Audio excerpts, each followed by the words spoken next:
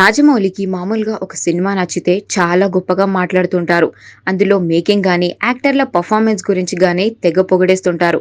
అంతేకాకుండా చాలా మందికి సినిమా చూడండి అంటూ చెప్తుంటాడు. అలాంటిది ఒక నేషనల్ అవార్డ్ విన్నింగ్ సినిమా నచ్చలేదని చెప్పాడంట. అది కూడా డైరెక్టర్‌తోనే.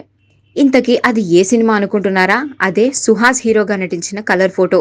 సందీప్ రాజ్ దర్శకత్వం వహించిన ఈ సినిమా నేరుగా ఓటీటీలో రిలీజ్ అయి సంచలనం సృష్టించింది. అసలు కరోనా టైంలో ఆహాలో రిలీజ్ అయిన ఈ సినిమాకు ఒక రేంజ్‌లో రెస్పాన్స్ వచ్చింది. చెప్పాలంటే అసలు ఈ సినిమా చూడని వాళ్ళు చాలా తక్కువ ఉండారు కావచ్చు. అలాంటి సినిమా రాజమౌళికి నచ్చలేదంట. అయితే ఇక్కడ ట్విస్ట్ ఏంటంటే సినిమా మొత్తం కాదంట. కేవలం క్లైమాక్స్‌లో హీరో చనిపోవడం అనే సీన్ మాత్రమే నచ్చలేదంట. మిగతా అంతా అసలు టెరిఫిక్ సినిమా అని సందీప్ రాజ్‌కు చెప్పాడంట రాజమౌళి.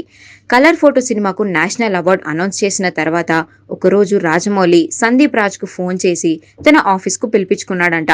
రాగానే సందీప్‌తో నాకు ఈ సినిమా అస్సలు నచ్చలేదంటూ చెప్పాడంట. దాంతో సందీప్ షాక్ అయ్యాడు. అదేంటి రాజమౌళికి సినిమా నచ్చలేదా అని ఆశ్చర్యపోయాడు. కానీ రాజమౌళి ఇక్కడే ట్విస్ట్ ఇచ్చాడు. నచ్చనిది సినిమా కాదు, కేవలం ఎడిటింగ్ పార్ట్ మాత్రమే అని చెప్పారంట. దాంతో సందీప్ షాక్‌లో నుండి తేరుకున్నాడు. అంతేకాకుండా 'కలర్ ఫోటో' సినిమాను చాలా కన్విక్షన్‌తో తీశావని చెప్పారంట. హీరో క్యారెక్టర్‌కు చాలా కనెక్ట్ అయ్యానని సందీప్‌తో అన్నాడంట రాజమౌళి. కానీ ఎడిటింగ్‌లో మాత్రం హీరో చనిపోవడం అనేది తనకు నచ్చలేదని చెప్పారంట. తర్వాత సినిమా నుండి గుర్తుపెట్టుకో, ఒక్క చావుతో సినిమా కథ మొదలవ్వాలి కానీ ఎండ్ అవ్వకూడదని రాజమౌళి సలహా ఇచ్చారంట. అంతేకాకుండా హీరో డెత్ ఎప్పుడు ఇంకో చోట మంచి జరిగితేనే చనిపోవాలి అని చెప్పారంట. అలా ఆ రోజు జక్కన్న చెప్పిన మాటలు తనకు ఒక భగవద్గీతలా అనిపించాయని సందీప్ రాజ్ ఒక ఇంటర్వ్యూలో చెప్పుకొచ్చారు.